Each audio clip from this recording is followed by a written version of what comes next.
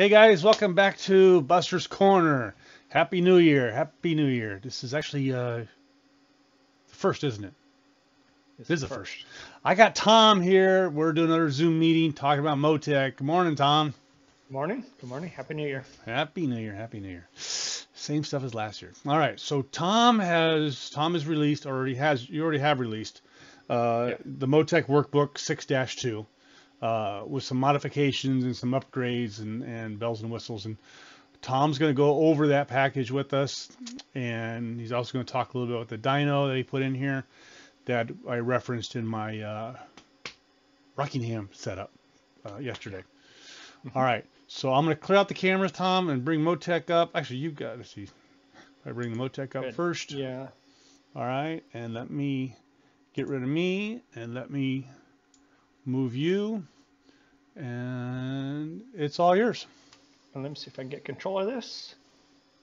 Okay, I do. Okay, so this is the overview. If you've used the workbooks that I put out before, this page just got a few little adjustments, but I'll go over them for those that haven't seen it before. The idea is you can do a quick glance and get a pretty good insight to almost everything you're working on here. In the upper left-hand quadrant here, we have the ride heights for the left front, front splitter, right front, left rear, right rear. And so those are just your ride heights. And in fact, you can see the waveforms in the center. They're also the ride heights: front splitter, left front, left rear, right rear. And so if we were to move this little guide here, you can see those go up and down. Now, one of the things I did here is I put in something into the screen where these little boxes down here, you can see the range is down to minus 0.25, minus quarter of an inch. If you end up dropping below a quarter inch, zero, actually drop below zero, those will turn yellow. Kind of like how we have in the bottom right corner. You can see how we have a side rake here, and that's dipping a little bit below. But if it's above that, if it's above the limit that I put in there, then it stays the proper color. Now, I'm not saying that these below yellow is wrong. I'm just saying that you might want to pay attention to that is all. It gives you a quick glance, right? So in the center is a little mini track report that gives us the engine RPM, the peak speed and RPM to hit that peak speed. And then we also have a little minimum ride height for the front splitter. And then the colors would represent throttle position and some G-force. And so that's just a quick glance of your peak speeds.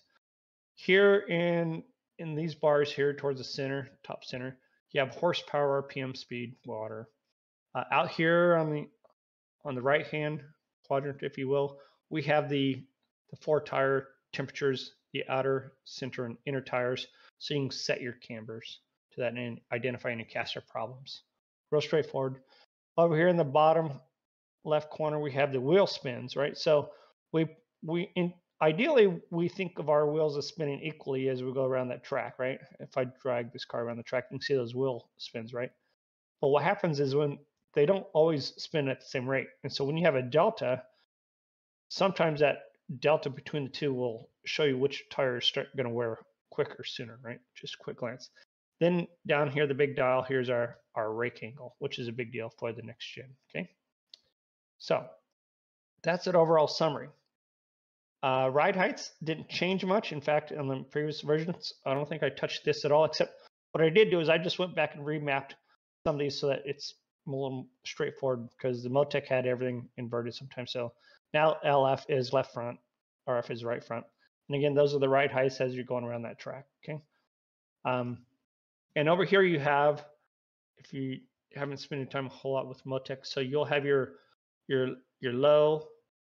The blue arrow represents the lowest, red arrow represents the highest, the orange diamond represents average, and over here on the left you'll have instant. That's the value it is at any, wherever that the indication line is at that point. So that's the ride heights. Arrow is, I changed this just a little bit.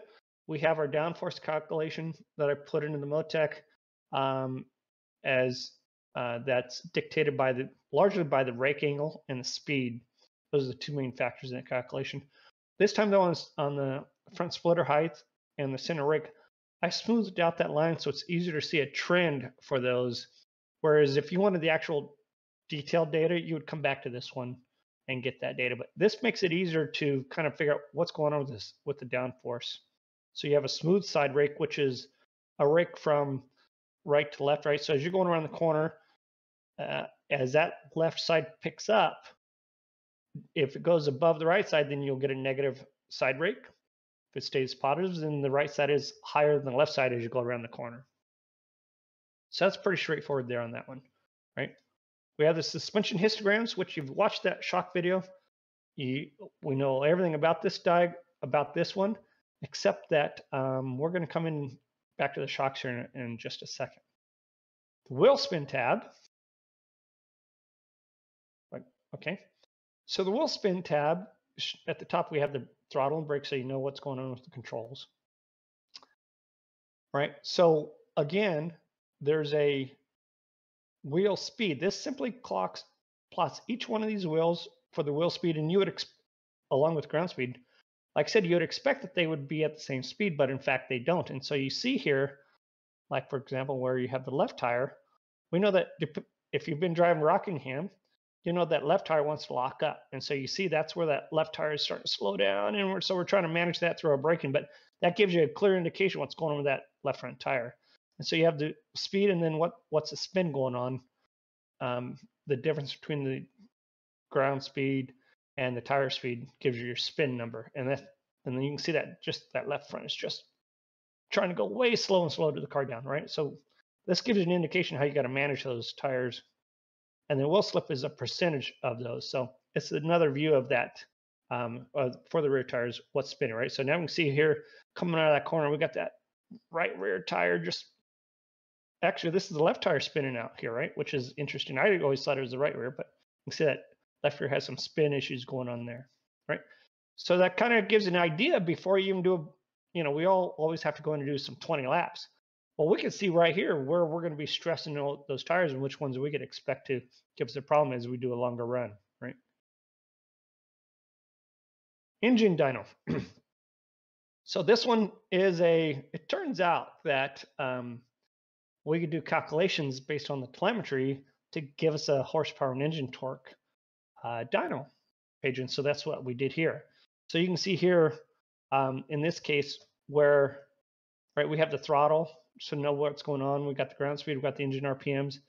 And you can see here how we have a divergence between horsepower and engine torque, and just to be clear, so everybody's on the same page, right? So the engine torque, think of the engine torque as when, well, we'll come back to that in a second here, but the idea here is with this dyno page, we can see where the horsepower comes into a maximum peaking point here, and that engine torque starts dropping. So we can use this page to start picking our gears, right? And then here's the track report. The track report here is a great little visual of what's going on in the track, right? So in fact, Bob and I had a discussion where I said, hey, wait a minute, I don't have these black spots on mine. And so it caught our attention. I was thinking, okay, maybe the workbook's wrong. Why is it black in there? Well, in fact, what we can see here where Bob did his laps, this is where he's getting off the throttle, and it turns out he's got a different set of pedals than I do. And his pedals actually will give him a dead zone. So he's got 0 throttle on right there in that black spot, which is what we expect, right? So you see the yellow, the orange and the yellow, just like over here, that's where we got the braking. We got a little bit of wheel spin here. And you can see how he was on and off the throttle all the way around the track. And then you pick up the max speeds as well. So you can see where he's peaking out here. So that's, yep. Go ahead.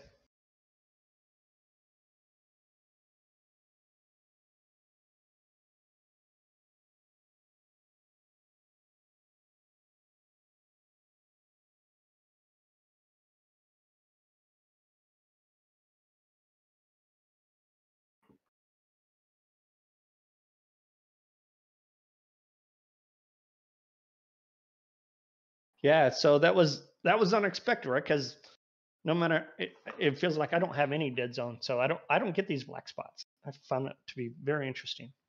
Okay, so that's so far the top, if you will. These are the tabs that most people are going to be using, right? But now we're dealing with a Rockingham, so this brings up the next tab that I'm going to show you here. So when we come back to this suspension histogram, right? For me, when I did all that work on the shocks, this was not enough of an insight into the shocks that I wanted. So I added another tab here, a pull down works book, if you call them, right? The Motec jargon. This is a workbook, shock details workbook. And so let me go through these, right? So that one, I'll show you that in a bit here. So what I did was I created these histograms for each of the front wheels. And then I added a scatter plot. I broke each side of the compression and rebound into its own scatter plot so I can see what's going on with the compression and rebound. Now, the reason why we don't use these histograms all the time is because there's a deficiency with these histograms, and that is sometimes all I'm plotting here is the velocities of the shock travel. I could have a negative velocity even though I'm in a compression stroke. And I'll show you where that occurs. But nonetheless, for the most part, these scatters will be based on rebound strokes versus compression strokes, right? So, and then I have one for the left front, left rear, right rear, okay? So let's go back over to the right front. So if we were to make sure we go to the top of the bar here and we highlight, make sure we have the entire fast flap, right? That's what the entire fast flap looks like. But when we want to start breaking down the shock, because we're dealing with those ugly histograms and they don't want to behave. So this is where this gets interesting, right? So remember those curve plots I did? Well, I did that by taking these numbers here, put them on a spreadsheet, and creating those plots, and that gave us our shock curve against that histogram. Now let's take a look at this scatter diagram, right? I'm looking at the rebound. What this is telling me is it gives me color codes based upon those shock velocities. So the orange would be my low speed, and the yellow. So basically, I can see it. I love the whole matrix example, right? The guys in the matrix, reading the matrix based on those hex codes. So what we can see here is these dark orange would be our nose, the yellow to green would be our knees, and then our slope is all the dots way out here that forms our slope. Okay, so where this is really useful is this is shock deflection. Now, how I use this is I come over here to this map here, right? It's all in white. But if I come up here to my little green bar, the green line up here, okay, I can zoom in to a particular part of the track. So it's kind of nice to be able to come up here and I can slide this little green bar, and now I can dissect just this part of the turn. Say, okay, so in this turn, I should be seeing some low speed shock travel, because remember, everybody was saying, hey, the low speed is for when you go into the corners. So this is what it looks like when we go into the corner. Now I can see where, okay, I'm still getting a lot of movement here, right? I got a pretty decent amount of shock deflection through here. So what I want to do is I want to see whether or not I'm catching that shock. So if I come down here to the waveforms at the bottom, okay? If I come up, oops, oh, I messed up my little box there. Let me open that back up, get back to where I was. Nothing ever goes right in a video, but okay. So we're pretty much back to where we were. So let me take you to this guy here, right? So you can see in the ride height, right? I'm at 199. I start with it. Okay, I know I'm in a compression stroke because my ride height is dropping, okay? So if I come up here and I see this deflection here, right? The next wave is, okay, let me verify my shock is deflection. Okay, I have a deflection stroke goes up and it levels out and comes back down. So what we want to do is and by the way, if you watch the compression, these scatters plots up above, this little crosshair, right? You watch that crosshair. You can see the crosshair is going back and forth between the different spots on our histogram. So the question then is, okay, if I am here, okay, at the end of the day, if we step back and think about what does the shock have to do? The shock has to catch that deflection, right? The damping has to stop that deflection. So what we don't want to do is have a shock compress, go all the way down to the maximum travel, and then come back up if we have never been slowed down by our shock damping. So if we see how the shock here is being compressed, we see this waveform here, it goes up, and we want that waveform to come back down. That might be a bad one because I got such an extreme range here I can't see it. But yeah, you can see it here. If you see here, before I get to the peak of that, you can see this guy had gone up and turned around as now slowing down before I get to the max shock travel, right? So that's how you know that we actually were able to catch that huge force of a hit. This track is incredibly bumpy, right? And so the challenge we have with this track is, okay, if I caught that shock travel in compression, how hard do I want to catch it? And the challenge here is that you can get so firm in your shock settings that now the car's just bouncing everywhere, right? So the idea here is what we want to do is with these massive bumps at Rockingham, we just want to make sure that we're actually catching those bumps, right? So here's where we peak out, right? And now we get into the rebound. And the good news is the rebound off of this big hit was actually just right there. So we did let it rebound a little bit, and then we brought it back.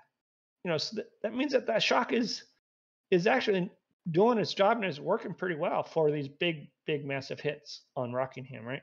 Then we'll go back into another one, another little compression, right? And we see that cycle over and over again. So how you want to do this is you want to use these screens here, and now you can start to dissect each section, right? So if I just did a curve there, let me come up here and move this guy. Well, let's dissect it and let's take a look at the straightaway. What does the straightaway do, right? And so you can see here on the shock velocity, you can see that our low speeds are still pretty high because that track is just so darn bumpy. We're not getting a lot of low speeds, right? And so this is how you can start to dissect all the shocks. So play with that, right? So at Daytona, I was seeing very, very narrow bands right here. And you can see here, the shock is traveling up and down about this range. The compression over here has still got a lot of travel going on up here. And we can probably go look at that and see if we want to actually bring some of these dots down by tightening up that damping as well. And that should bring in some of these guys here. But at the end of the day, if that track is dropping out on you, that shock has to deflect. I would argue that what we're seeing here with these dots in the wide range of shock deflection is going to be largely due to that just rough track, right? So that's how I'm using these for a deeper dive into what's going on in the shock pattern. That's more than what that histogram can give us. So now this looks like a crazy chart, right? Tall bars. But what I did here is I took these histograms, right? And I opened up the resolution so that we could actually see if you look at the numbers, how they go low from the high speed at the top. High speed's at the edges, right? Low speed is in the center. The purple dots here are where I got 0, so it's easy to see where 0 is, where it crosses over. But you can see this is your low speed region, and how many hits are you getting in the low speed. So if you start breaking that like that, then you start to see, hey, actually, I do have some lower speed hits there, maybe more than what it looked like without doing a deeper dive in the resolution. So that's how I'm using these, is just a deeper dive look, right? But yeah, for the most part, you know, you guys are going to be most of the time on normal tracks other than Rockingham, you're going to be sitting over here and you're going to be turning these into a little pyramid as best you can. But if the pyramid's not working, then that's where those other ones give you a way to go look deeper and see if you can get more optimization on your setup. So that's the overview. That's 6.2. I mean, the whole idea here is to not get into paralysis by analysis, right? at the end of the day, this is guidance, right? You still got to be able to drive the car. So while I have a lot of time in the workbooks, you know, just use them to do your setups, but they're not the end all be all to getting the setup to go. So Bob I think he had a discussion we wanted to get into here. Yeah, thanks for waking me up, Tom. I sure do appreciate that. Yeah, I know. I mean, this is all good stuff, dude. Oh my gosh. Man, if I had some bread and some mayonnaise, I'd be eating this shit up. Well, this is what you do at 2:30 in the morning. Can only watch Jerry Springer so long. Yeah, I hear you. Yeah, so no, that's all good stuff. And then there was, I can see a lot of use in all this stuff. Big pluses, big pluses. We were going to look at the engine dyno a little bit before we sign off on this. How long's we're only in this 22 minutes, so we got another 10 minutes. All right, so we ran some laps. Let's put this back to where.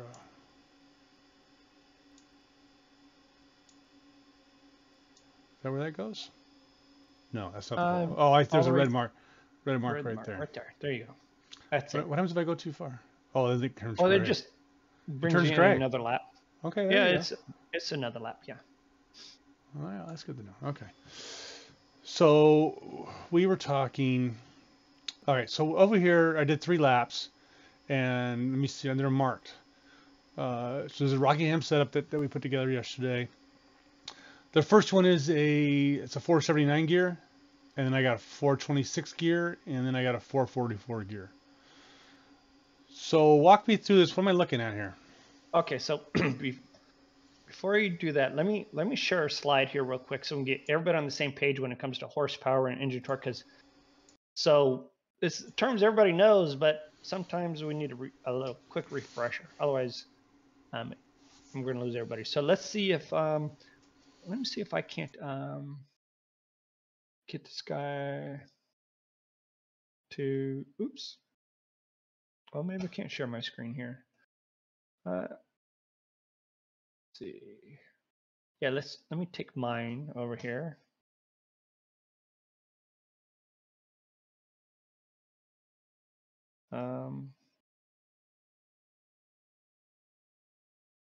Yep. This guy here. Okay. We're going to do a quick talk on engine torque versus horsepower. I did this morning here. So can you see that okay? Okay. So when we look at torque, right? It's real simple. Think of torque as the energy that's it takes to climb the hill, right? That's the energy that it takes for us to get out of that hole, right? When we lift off the throttle and get back on the throttle, when we come out of the hole, we're using that torque. As the engine is climbing up that hill or getting out of the hole, right? Energy is being stored, right? And at some point, the engine runs out of torque, but the engine stored energy as it came out of the hole, and that energy stored think of it as horsepower, right? So horsepower is the momentum, kind of like as you run up the hill, right? It's hard to run, you get on the top of the hill, it's easy to run down the hill, but at some point, your legs don't run any faster, and you're maxed out on how fast your legs can run. That's the same as horsepower. You run out, and it falls flat, and you feel like it fall flat when you know you run out of gear. Okay, so think of torque is the strength, and the horsepower is momentum. Okay, so and I gave you a little slide so we can come back and compare those gears, but right. So in this worksheet here that we're looking at, you can see how the horsepower and the torque start to build, right? As you get on the throttle and it builds up at some point, right? So the horsepower, you can see where that horsepower has a slope here, and then as that slope peaks out, that's where we're at a horsepower, no more horsepower, and then that's where what we're doing is we're looking to pick our gears so that we don't keep climbing, but we want some max. We want to get all the horsepower we can out of the motor, because even when we max out, we'll still get some RPM build, right? So that's what we're looking at, is we're looking for a little flat peak right there. All right, so now where everybody's on the same page, hopefully. I'm going to reshare your screen. Let's go back through those gear selections. See how this dyno page works. Now, while you're bringing that up, what's really cool is how did I figure out to do the engine dyno? Is I start poking around finding engine calculations. So I don't need to know how much. I don't need to see the light bulb to see how many watts it's burning. I can just measure the electricity going in the light bulb. So what we do is we utilize the fuel use per hour telemetry that we get. That gives us how much work has to be done with that fuel that's being used per hour. So we can convert that into the engine torque and horsepower calcs. Okay, that's how we do that. So where do we have, what's your first gear you want to look at? Well, it don't matter. So, well, right now we're looking at the, this is the two. We want to look at probably the worst one. Yeah, pick up your worst one. Let's start with a bad one, right? Well, that's the okay. That's the 479. That's should be way out of range. Right. So it's and it looks like it is because look how long did that flat spot, the big plateau we have, the horsepower. Let me see. Can I get? All right. So see where that. No, come back where that flat spot starts. Right there. Nope. Go back. It's still sloping, right? You're still sloping. Come back. Right about there. Stop. Look how now. Look at your red dot at on your track circle over there. Look how quick coming out of the hole that you reach into a max horsepower state. Now, with that said, this is where it gets tricky, right? We're able to build up some RPMs out of that motor. And so this is a case where somebody might like that gear because what's going to happen is you're going to have a lot of engine braking at the end of the straightaway. So some people get faster by letting that horsepower peak out so early because they're just going to lift off the throttle and roll through the corner because the engine's going to slow them down. But ideally what you want is you want to be able to get that guy a little more room to get max horsepower down. Right? All right, so this one looks like I'm looking at this blue number over here. Yeah. So, and that's 627. All right, so 627. They pretty much stayed at 627 until right in there. They went to a 626, 627. Yeah, see your torque even dropped off, right? So my question then, real quick, where we are right here, nope, not overview. Not wheel spin. Track report. I was curious if it was in the middle of one of these purple spots, and it's not. We're sitting right there in the middle of this right here. Yeah, no, the horsepower should not be affected by those purple spots. I was curious if wheel spin. Okay, so that's that. Okay, so this one was, I said 627. So we're looking for the first 627. Right about there, we got 627. Now let's go to That's early, right? But the point there is it's early, so it's having a tough time pulling down the straightaway, right? So this one, same spot. I'm only at 600, not at 627 yet. But more importantly, look, you have a slope almost the entire way. Hey, maybe you ever watch The Price is Right and they got the yodeling guy goes up the hill? Yodel, yodel, yodel, yodel, yodel. Yeah, no, exactly. Yeah. 626, 620. So we're still, oops, so we maxed out right there at 623. So I did not have as much horsepower. I'm still not at my 627. Correct. But this also has a slower lap time too. And it's still pulling, right? So yeah, so you never reached your max horsepower. I never reached horsepower. Yeah. I left it on the table, didn't I? And that's the 426. So yeah, all right. So, all right. So I'm gonna say that's the wrong gear for this car. Yeah, I would argue that's the wrong gear. Now, where are we at on this one here? We're looking for 627. Now this one, 614, 621, 625, 26, 627. And you maxed out right there towards the end of the shredder, right? Oh yeah, huh? Look at that. Yeah, and you're ready to get off. Yeah. There's our braking zone coming up right at the gyre. There you go. So I'm liking that. So that's the gear I picked. Look at that. So the thing with the gearing is that with the engine dyno should help you box a range of gears in, right? So you're not sitting there guessing, double guessing. I mean, I mean, you can look at this, you go, okay, I know this one's out, but then you should have a selection of them that's in, and then based on how you want that car to handle, like I said, do you want engine braking going in the corner, right? Or not, right? So then you start picking. You have a smaller selection of gears that you can decide, and then those, you'll have confidence that those gears that you picked, none of them may be wrong. You may have 3 right gears to pick from, and you'll still be within the ballpark and have a good race, right? So that's why I thought this was cool. Yeah. So actually, as I look at this, I go back to my track report, and I say, okay, this is where we're starting to enter the corner now. And then let's say I got a couple of guys in front of me. I'm going to probably get out of throttle right about there because I got to back off for the guys in front of me. So I actually may want to go back to this right here. I'm never going to reach this part right here. Correct. This gear may want to be changed because I want to hit my peak back here. I probably want my peak horsepower right about here and not so much far forward. All right, decision that need to be made. And then if you get too low of a gear, you might spin the tires on corner exit. So you got compromise you got to work on there. All right. Yep. So that's pretty much everything that's in my head. It's a lot of silly stuff I've been working on. All right, well, you're back on camera, so sit up straight, put your glasses back on. All right, my forehead there. I think that's all we got here. Originally, we thought you had to make some adjustments to this one, but that wasn't, and that's because we found out it was on the track report, that the black spots was from my German pedals. Dead zone. I mean, it's a dead zero, right? So, yeah, so that appears to be working correctly. That's funny. I got to find out why I don't have a dead zone in Fanatec. Maybe I do. I didn't turn it on. Well, actually, there is, I think. You got to push the pedal down a little bit, right, and then click that as being the bottom. Oh, yeah. That's minimum. That's your minimum. There's your I never did that. Yeah, I probably need to. Okay, maybe that's why I'm overshooting in the corners.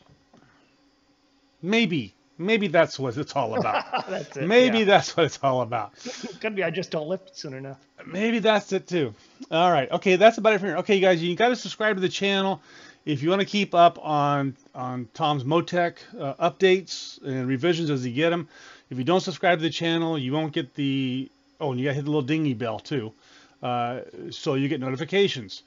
Or you got to join us on Facebook, Buster's Corner, and then we put the video links on there, and you can find them from there if you don't do it that way. Please like and share. Just as a side note, I got a dislike on my Rockingham video. What do you think did that? Haters will hate. Haters will hate, huh? Can't believe haters will hate. I mean, 24 hours. That's too funny. I know who it is. You know who it is. Oh, yeah, we know who it is. We know who it is. Okay, say goodbye, Tom. All right. Bye, guys. Bye, guys. Thanks for watching Buster's Corner. Say hi to the 209. That's me. Say hi to the 95. That's Tom. Say hi to the 27. That's Brother Bill. Happy race day, guys.